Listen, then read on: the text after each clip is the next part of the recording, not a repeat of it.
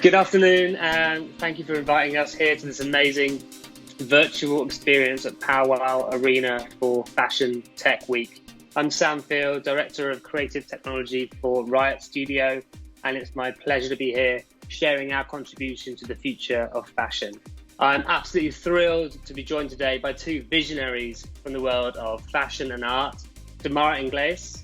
Hello. And Stuart Campbell, aka Sutu. Hi, everybody. Damara is a designer of extended reality experiences and virtual fashion. She graduated with a BA and Masters in Fashion Media Practice and Criticism from the London College of Fashion and won the Kering Prize in 2019. Damara also collaborated with agencies such as the Centre for Sustainable Fashion and the Institute for Digital Fashion. Sutu is a writer, a comic artist, an interactive designer who uses art and technology to tell stories. He's been commissioned by the likes of Marvel and Disney to create VR art for properties such as Doctor Strange and Ready Player One, and holds an honorary doctorate in digital media from Central Queenstown University, and is also a 2017 Sundance Fellow. He's also a long-time collaborator with RYOT, and luckily last year we were lucky enough to collaborate with both Damara and Sutu on a groundbreaking virtual fashion experience at the height of the pandemic. Today we're going to discuss our approach, what we learn, and share predictions for the future. But before we hear from this amazing panel, I'm just going to give you a quick insight into the project and how we got here today. At the onset of lockdown, fashion was already in crisis mode. From broken supply chains to cancelled events, the pandemic brought a whole set of challenges for the fashion industry, as well as a host of new consumer behaviours that will most likely stay on long beyond lockdown. It also brought to the surface conversations and opinions that have been bubbling away for a while, with major labels dropping out of the established calendar and cries for more democratization, sustainability, diversity, and an end to this obsession with fast fashion. So we at RYOT saw an opportunity to try something new, something that would talk to those trends while proving out some of our own ambitions along the way. So in July last year, in 2020, we partnered with London College of Fashion to create a new era of fashion show that told the unheard stories behind the connections or the collections of these emerging fashion designers. The Fabric of Reality was the first of its kind, a live fashion event hosted in virtual reality and live streamed, made available to those VIPs who would typically be sitting runway side, but also to a more inclusive and global audience. Among the designers were urban activewear designer Charlie Cohen, conscious lifestyle brand Sabina, and of course, virtual fashion designer Damara. They were paired with some of the world's leading XR designers, Anand Duncan, John Orion Young, VR Human, and obviously Sutu, who joins us again today. And the brief was really broad, focused on the story. This is not about recreating a runway show. We wanted the collaborations to tell the stories behind the collections. The only restrictions would be to create one larger-than-life sculptural garment that represented their aesthetic and their collection, and one story world that would allow audiences to step inside the mind of the designer and really understand their narrative. So it's really important that we didn't simply recreate the physical, but instead replicate some of the aspects audiences love about a physical event, like VIP access and personal connection. But then we also launched the exhibition as an installation into a social VR art platform, the Museum of Other Realities. We then hosted a live event for press, VIPs, and brands in VR. And attendees were able to sip virtual drinks, make themselves huge or tiny, and see the content from different perspectives. They could interact with each other, meet the artists, meet the designers, and virtually try on garments.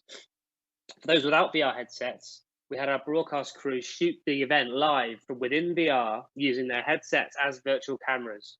And then our XR studio team live vision mixed it and streamed it to a global audience across our network of websites and social channels. We ran a modest media channel, a media campaign alongside it with editorial coverage across the likes of HuffPost and Yahoo, Engadget and TechCrunch. We also included web AR versions of the sculptural garments so that readers could see those garments in their own home. What really excited us about collaborating to deliver the true virtualization of an event from scratch? First, we were able to replicate what we'd hoped to achieve from a physical event. 150 VIPs attended in VR from the comfort of their own homes. But here's where it gets really interesting. An additional 1.8 million live streamed the event in real time or shortly after, generating 4.6 million video event streams and 7 million video views. Being committed to a wider media, editorial, and PR campaign, we generated buzz, led to over 80 articles published around the world, half of which came from Asia. And above all, this was a learning exercise. So we ran a research study alongside the event, polling thousands in attendance. What we learned should be of interest to anyone in the fashion space or in retail or in marketing for that matter. By immersing the audience in the stories the designers wanted to tell, 90% of those who attended said it made them understand the designer better. For 84%, it made them respect them more, and 77% made them feel closer to the designer. And the result was that 78% said that knowing the narrative, knowing the story, added positive value to the garments, which as marketers should be the goal. It's what we do every day. We tell stories for brands that resonate positively with customers. And it resonated in a really big way. To us, this was more than a virtual event. It was the bookmark in a time of technical acceleration during the pandemic and a window into what would be possible with the emergence of spatial web. But I'll leave you with a story that Katie Barron at Forbes told me. Is the moment she said the penny dropped for her. We were in the event in VR chatting with some of the designers, and in walked a guest who rushed over to Sutu, actually, and saying how much she'd loved his work and how she'd always wanted to meet him. In that moment, Katie said she forgot she was in VR. She felt like she was at a party and she saw somebody walk in and bump into somebody they knew. And that's what social VR can do for you and immersive storytelling can do. You remember it as something you did, not something you read or watched or listened to. It's an experience. And to Forbes, an experience that's worth the hype. So to tell us more about the collaboration, to give you an insight into what's next in the world of virtual fashion, let's hear from two of the major collaborators in this project, Damara and Sutu. Hello, it's such a pleasure to be here today. Right, great to have you both here today. Both of you, Damara, Sutu, you collaborated on your collection and your installation in Fabric of Reality called Symbiotic Wear. But can you give us an insight into the process? How did you go about creating something like that? I mean, the process was such an adventure. But to really understand the process, I think that to best explain it, I have to take a little step back. So in January of last year, I just moved to Milano to start working for Gucci's social media team.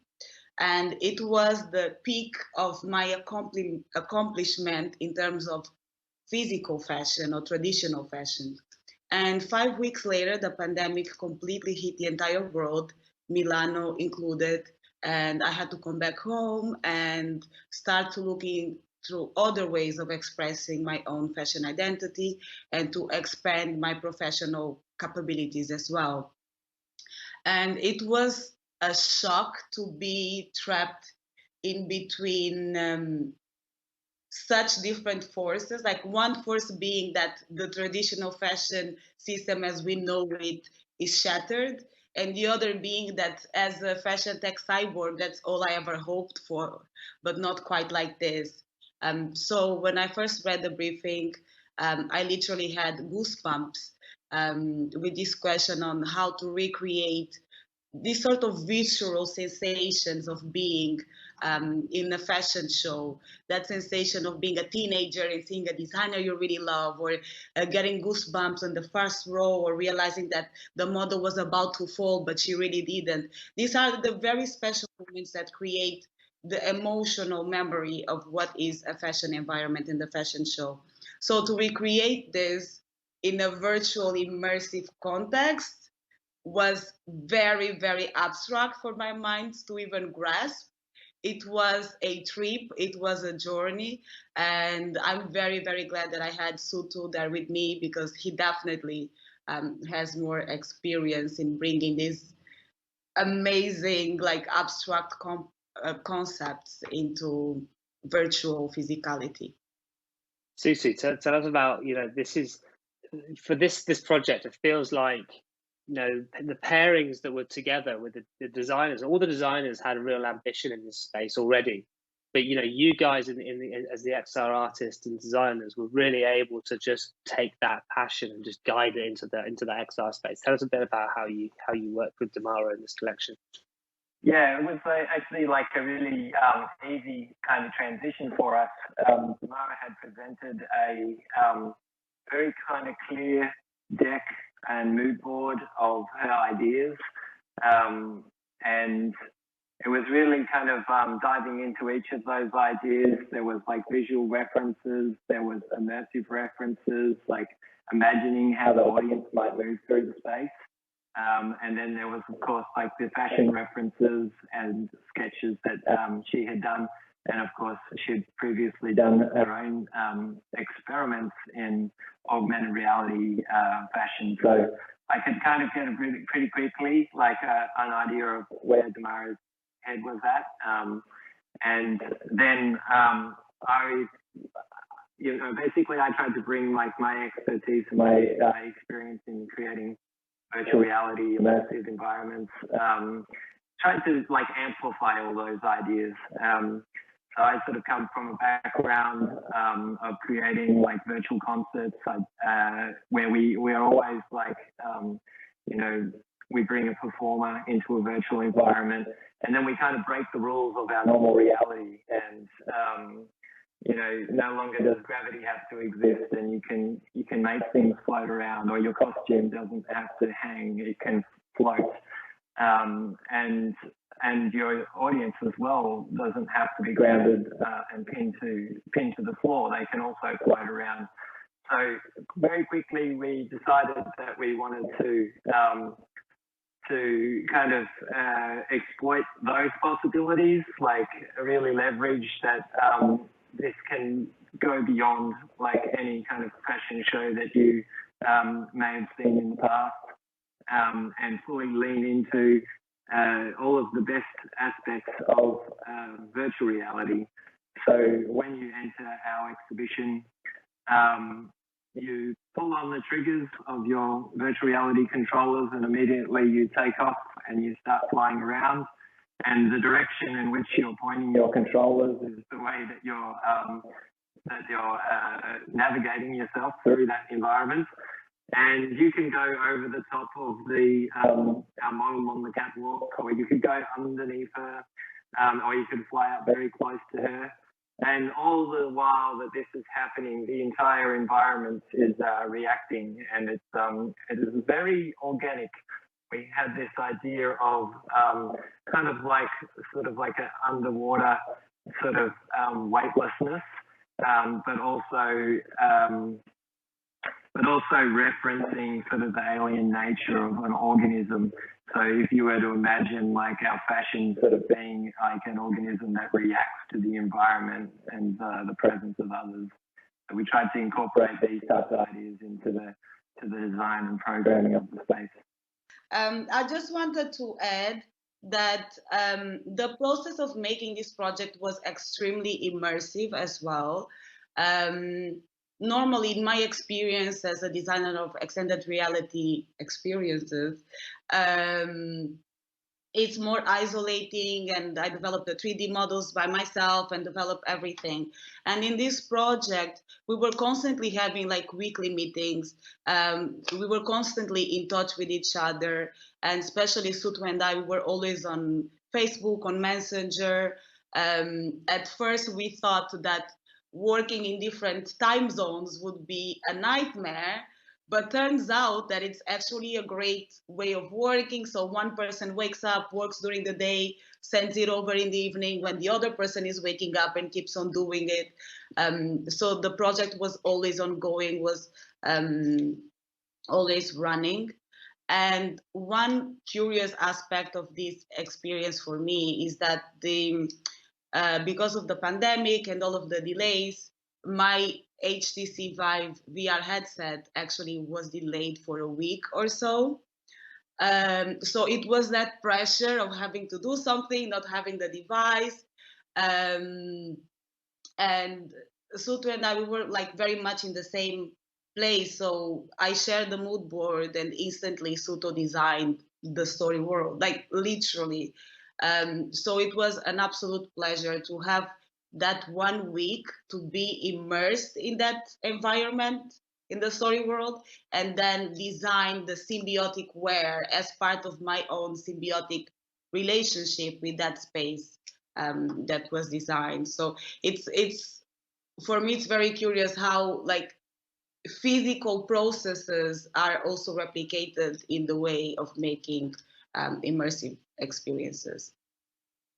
It'd be great to hear, what was the inspiration behind it, and just give us a very quick explanation as to what both your sculptural garment and your story world represented. I don't think there is a concise answer,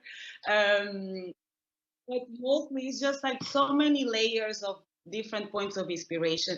The first point was looking at environments that humans can only explore with the help of technology. So we looked at the very depth of the ocean, where these see-through creatures develop their own sort of light to communicate in darkness. And we also took inspiration from the cosmos, and of course that we as virtual entities also communicate through light, so it all made a lot of sense. Personally, for me, there was a breaking point, a decisive moment in the project, and Sutu remembers that for sure.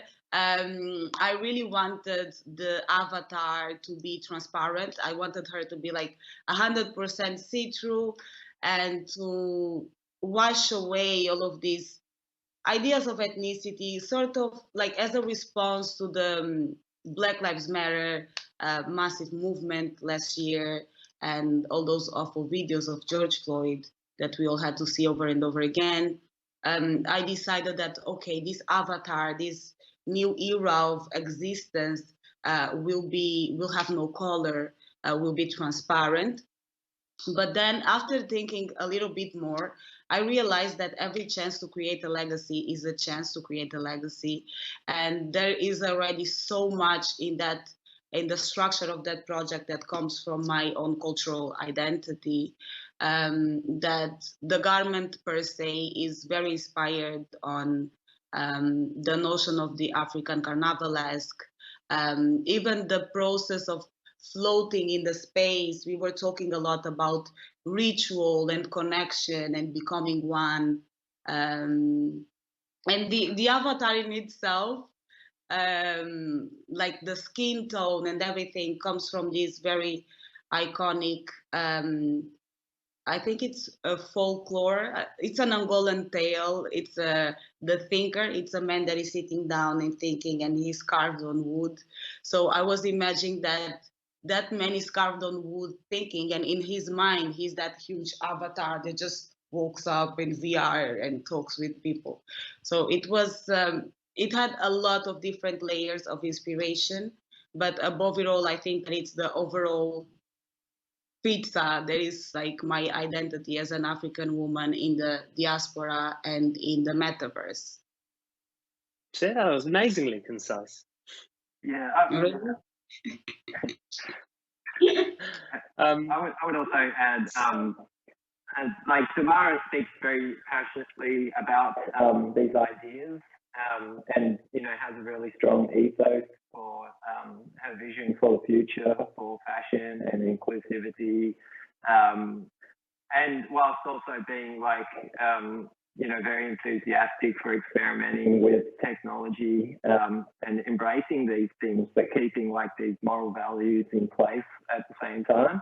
So I was really impressed from day one with her presentation and how she presented her ideas. I actually asked her at one point, can you, script some of those ideas down and record it for us? You're just talking as if you're, as if we're at a fashion show and you are this, kind of sort of spiritual voice for the space that is making a statement, a declaration. And we then sampled her big monologue, and I got one of my friends, Rebecca Rat, to cut that to music. He's a fantastic producer, so that we had this interesting soundscape that kind of set the scene and the headspace to enter into this environment and really kind of get into the ethos with this big sort of kind of letting you have it, which kind of created like an energy right from the get-go. we initially, when we were designing the space, it was going to be kind of all floaty and kind of more relaxing. But as soon as we got our little lady on the catwalk and she started marching along, we realized that we wanted to capture that energy that you can capture with the with fashion and with color and with movement especially. So, and then obviously Tobacco Rat added a beat in there, and then soon you were kind of moving along at the same pace as this as our virtual model. So I thought like these types of little nuances help to immerse people further, not only in the visual and audio experience, but also the the philosophical experience. I completely agree. It had that real energy when you arrived, especially when you went inside the orb and the music got louder and Damara's voice got louder, and you really got a sense for what you guys tried to achieve and did achieve. And it was similar in the Charlie Cohen DJ set, and also that kind of tranquility that Sabina's story world brought. They were all such different interpretations of the same brief, but all had such brilliant themes running through them. The exhibition is still available in VR art platform, the Museum of Other Realities. So if you have a PC VR headset, go ahead and dive in and go and experience it. It's due to come down in July, although there's conversations about keeping it open for up to another 36 months due to its success. So it's there now, Sutu, but how are you seeing customers and consumers interacting and engaging and wearing virtual fashion today? One of the big buzzwords that keeps getting thrown around is metaverse. So we're starting to see, and this is also a response to like the pandemic. We spent a lot more time in front of our screens engaging in digital content. We saw this NFT culture and digital economy emerge out of that as well. Like people really started valuing digital content on an unprecedented level like we've never ever seen before in our lives, and paying good money for it because they're spending much more time in these virtual environments. And, they want to look good, or they want to, share and creatively express themselves. And so a lot of like, as a person that's behind the scenes fabricating these environments and creating tools to allow people to express themselves or to wear avatars or create like accessories to their avatars that they can like purchase or customize. We're just seeing an explosion of that happening right now across the board. And there's a lot more sort of conversations about how you could move from one metaverse into another where your avatar and virtual identity remains intact. Or if you're purchasing digital art via some NFT platform, how could you take that digital art from that platform and put it into your virtual environment?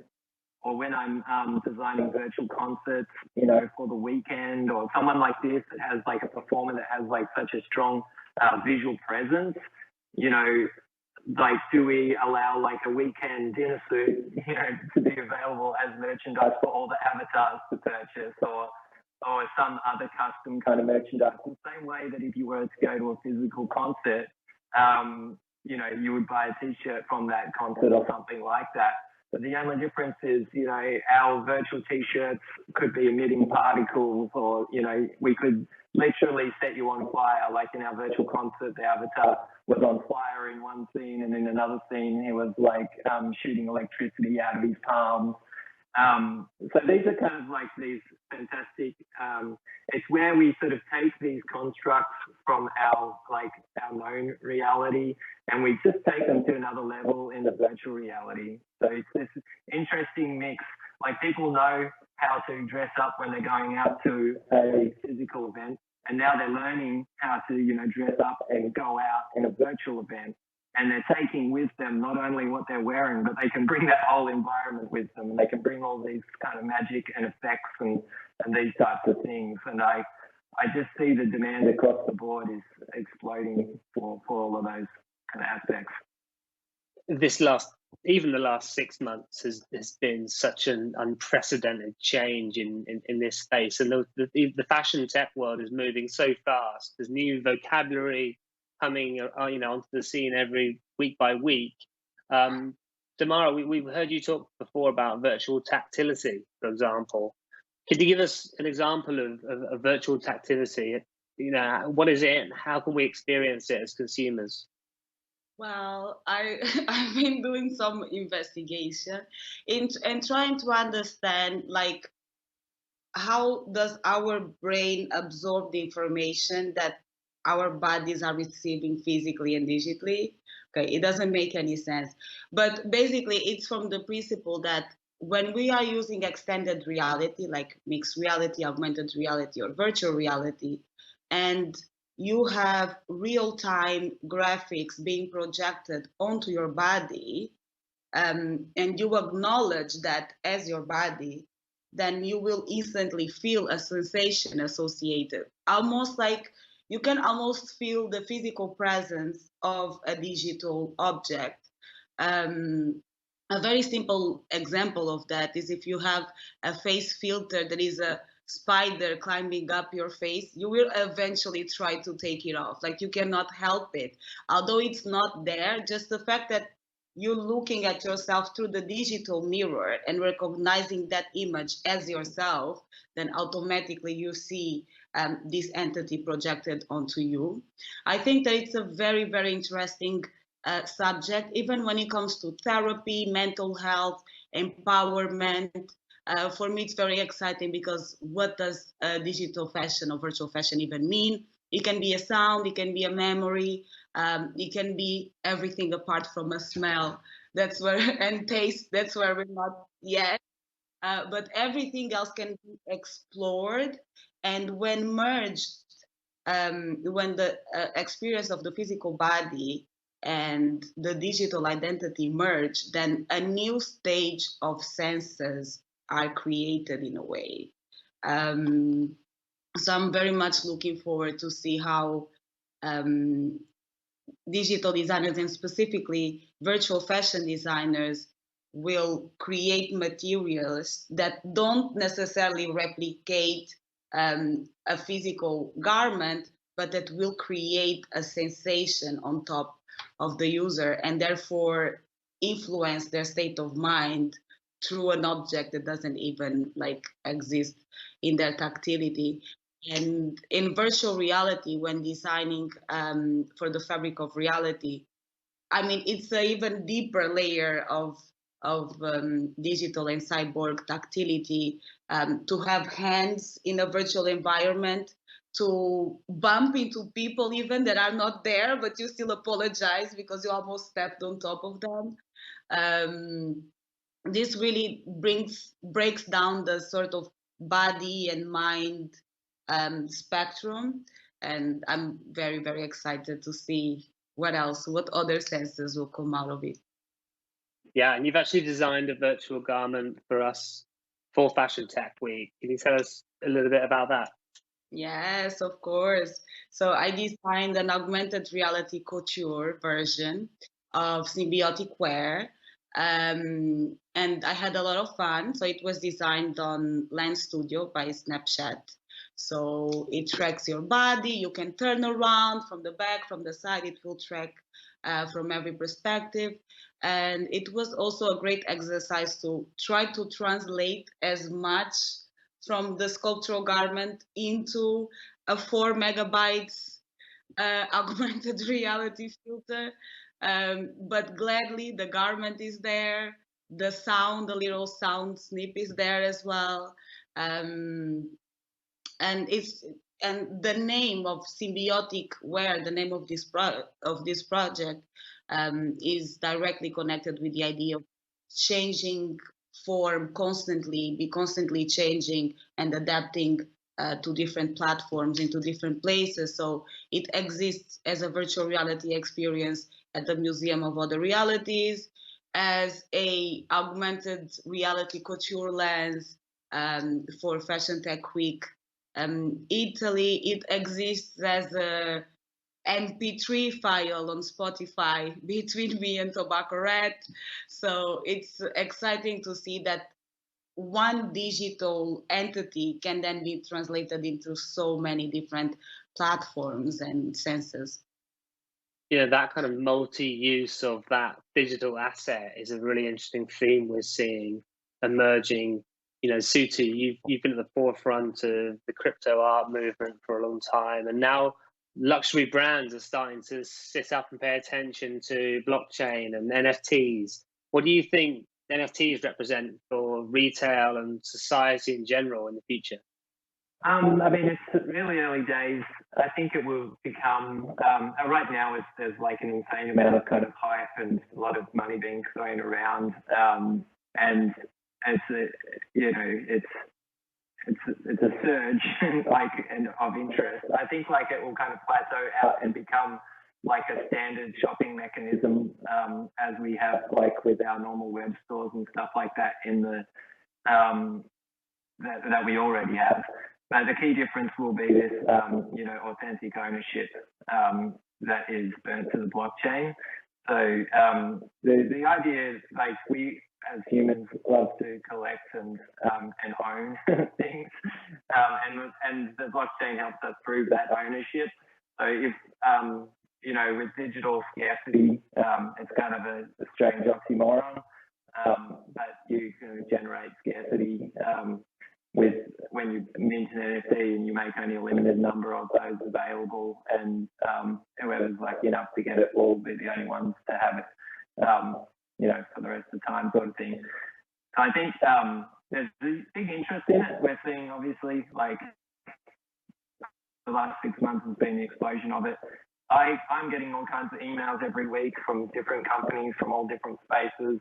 One client that I'm working with at the moment, they did an NFT, which was a little African-American boy with an astronaut helmet called Aku, and it went viral as an NFT, and now it's been optioned to become a TV series and a movie.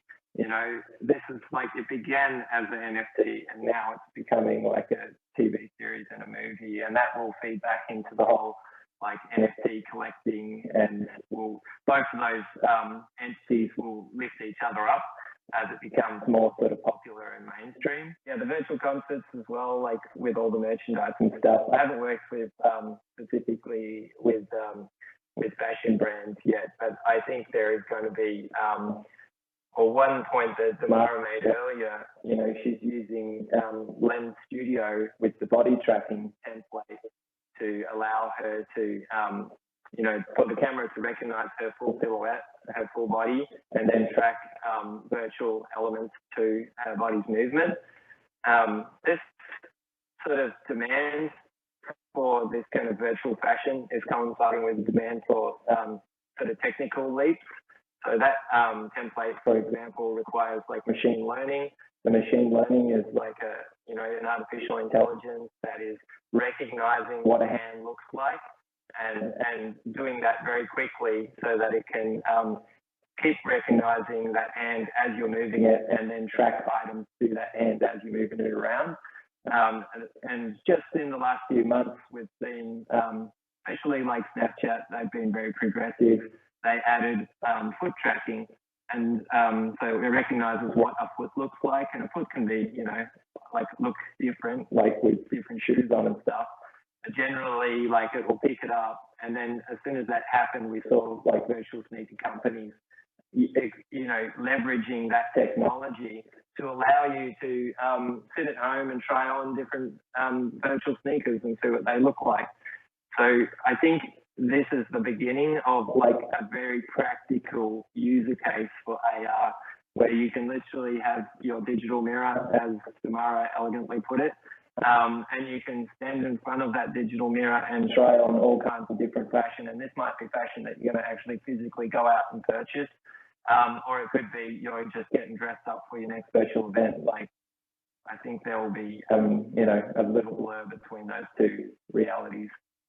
Fascinating. And Damara, this project was born out of pandemic and lockdown, and there were lots of very kind of purposeful values and themes that emerge. What do you think virtual fashion can contribute to society? And what do you predict will happen over the next, say, 5 years? Well, I think that fashion and predictions are it's a very dangerous game to play. I think that 2019, no one thought that 2020 would be the dawn of virtual fashion in that sense. Um, I think that digital fashion is already influencing analog fashion in a way. There's already a lot of collaboration between virtual designers and brands. There are already shops like the Dress X. There's this kind of Farfetch for luxury virtual designers, but now a lot of analog luxury fashion brands are also selling um, the 3D version of their assets in there. But I think that the biggest contribution that virtual fashion can have to the fashion industry at large and to our experience as humans, as people in on Earth, right, is the notion of sustainability, the fact that a virtual garment doesn't have to travel to be produced, doesn't have to travel to be photographed, doesn't have to travel to be bought in a way. I met the founder of the Fabricant, and he said that a virtual garment wastes up to 3% of what a physical counterpart would waste. So 97% of waste are gone just by making a garment digitally. Of course, that we cannot be virtual utopians. The blockchain, the internet, devices consume a lot of the environment as well, and most people don't have access to new technologies. Most people don't interact with their digital identity in the same way that we are describing here and now. This is a privilege. And on that note, I think that that's also a great point for virtual fashion, which is tackling the privilege of higher education and tackling the privilege of feeling intimidated by certain spaces. I follow a plethora of virtual fashion designers, and most of them are female and are from diverse backgrounds. And I see the power that they have, and I really expect them to already be impacting what physical fashion feels like. I am sure that someday, the designer of Chanel or of Dior will have to look at the image by Stephanie Fang or Scarlett Young or Sarah Nicole Francois on their mood boards to take inspiration. I think that classical fashion will take inspiration from virtual fashion because virtual fashion is this exciting place with different physics and different laws that really allow us to imagine and dream of the future. And I think the only prediction that I feel comfortable making is that the future of fashion will be extremely hybrid. So the hype of virtual fashion is not just a fad, is here to stay. There's a lot of people that have been working on this for years, and now they're having their moment. They will not let it go, especially because it makes sense in so many points, in inclusivity, in sustainability, in the representation of our digital identities. So I definitely predict that we will have a fashion industry where you buy a t-shirt and then you buy all of these other apps that will activate different things on your t-shirt, or like with the drops that Moschino did on the Sims game, where you buy a shirt for yourself and you buy one for your avatar, and like just merging the merging of our digital identity and our physical body really is the new stage of fashion.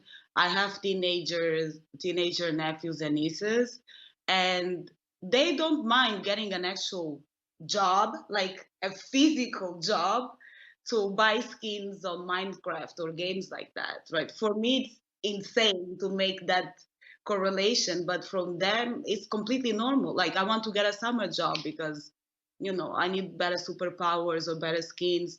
It's an investment. They can become big time gamers. And in the way that I me as a teenager, I wanted to buy vintage stuff to look different on the street, but for them, they want to buy skins to wear on video games. So the sense of self is changing so quickly in such a short period of time that the fashion industry definitely has to catch up. Absolutely. Yeah. I mean, for someone who won't make a prediction about fashion, that was, I counted 5 or 6 brilliant predictions in there, and I've been watching them really closely. And Sutu, what advice would you give brands wanting to embrace XR and immersive storytelling? I've been doing a lot of consultation lately, especially within the NFT space, and a lot of the time what comes up is, the environmental impact of the blockchain. This is kind of a known fact. There's stories going around on BBC and channels like this where they'll say Bitcoin uses the same amount of energy as the whole of Argentina.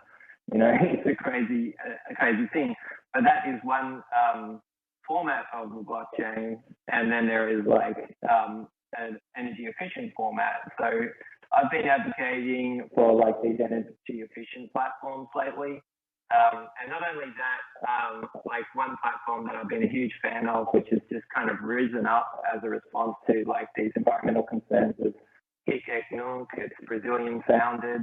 It's I spoke to the founder, and there was a real ethos behind every decision that they made. So the platform only takes 2.5% from the sales of its creators. The creators can mint their artwork, which means they can burn it on the blockchain for less than a cent. If it was on an Ethereum blockchain, that minting cost can cost between $40 up to, right now, it's crazy, it's up to $300. So one of the Brazilian artists that I was talking to was saying, an average monthly salary where they live was $40 a month. So you're really gambling your entire usual month's salary just to put the artwork up there before it's even sold. So this kind of idea of economic accessibility is so critical. But what also we're seeing happening is artists from all around the world are supporting each other's practices through these platforms. I think when brands come into this space, they should be mindful of these really good precedents that are being set by the artist community, because artists are often on the forefront of taking into consideration that sort of broader humanitarian sort of perspective. And I'm seeing it I've been tracking the growth of this particular platform over the last few months, and we're approaching 100,000 artworks coming onto the platform. And every day I'm seeing fantastic stories of, people that are actually making an income from their artwork being embraced by others across the globe. So I think that's one of the best things that I've seen come out of this movement. It's, being eco-conscious, everyone saying thank you on the internet. It's fantastic. People selling their art and getting a thank you. You don't know how much it means to me. Seeing that kind of positive language populate your thread is so much better than all the other sort of negative language that we see constantly. So my sort of vision for the future is really focused at this point on creating kind of safer, more respectable online spaces, trying to counter sort of the toxicity of what we see online through the anonymous nature of it. Because even with blockchain, there's an anonymous financial aspect to it. If you do verify your identity on there, then you can just practice as you normally would online. And we just want to make sure that those spaces, which we want to set a better precedent for how we interact on this new layer of the web, on this new layer of the internet. So that's kind of where my focus is at the moment. Brilliant. It's great to hear so many positive, impactful causes that come out of these projects. And we are, as a team, looking at what we do next with the Fabric of Reality, how we can start to raise the profile of these conversations around representation, democratization, around ethical decisions to be made on things like blockchain, NFTs, and we will be exploring as a group the next stage of the Fabric of Reality in the coming months. So look out for that. But I want to say thank you very much for 2 amazing guests today, and Damara and Sutu. These guys are absolute visionaries who will be getting bigger and bigger, and doing more amazing work. And I can't wait to collaborate with them again on future projects. Come and see our stand, the Verizon Media and RYOT stand. We can talk to you more about the project. But otherwise, thank you for having us. It's been great speaking to you, and we'll see you around. Thank you so much. Such a pleasure to be here. Thank you. Bye-bye. Ciao.